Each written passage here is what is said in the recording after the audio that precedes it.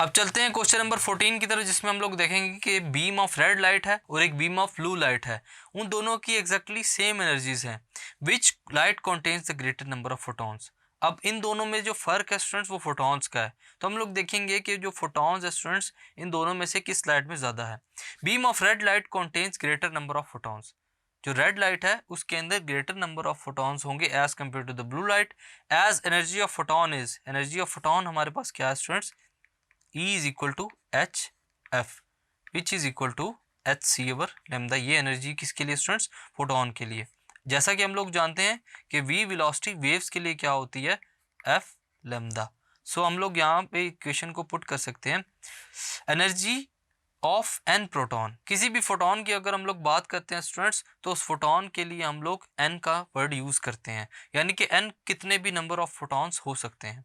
So energy of photon of order n is equal to n h c over lambda। ये हमारे पास energy है किसी भी integral multiple photon के लिए। और हम लोग इसको लिख सकते हैं n is equal to e n lambda divided by h c। as e n is same, h and c are constant। हमारे पास जो h और c है हमारे पास दोनों की कॉन्स्टेंट्स वैल्यूज हैं, एक प्लैंक कांस्टेंट है, एक स्पीड ऑफ लाइट कांस्टेंट है। तो हमारे पास जो n नंबर ऑफ फोटॉन्स होंगे स्टूडेंट्स वो डायरेक्ट प्रोपोर्शनल है किसके, वेवलेंथ की। यानी कि जो फोटॉन्स हैं उनकी एनर्जी का ताल्लुक किसके साथ है, वेवलेंथ के साथ।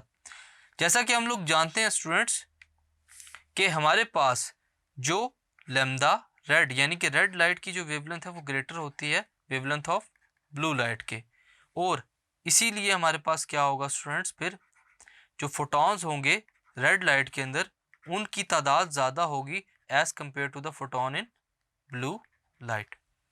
सो red beam will have greater number of photons. तो इस तरह हम लोगों ने प्रूव किया स्टूडेंट्स कि जो रेड बीम है उसके अंदर फोटोन का नंबर यानी कि उनकी तादाद ज़्यादा होती है। Thank you.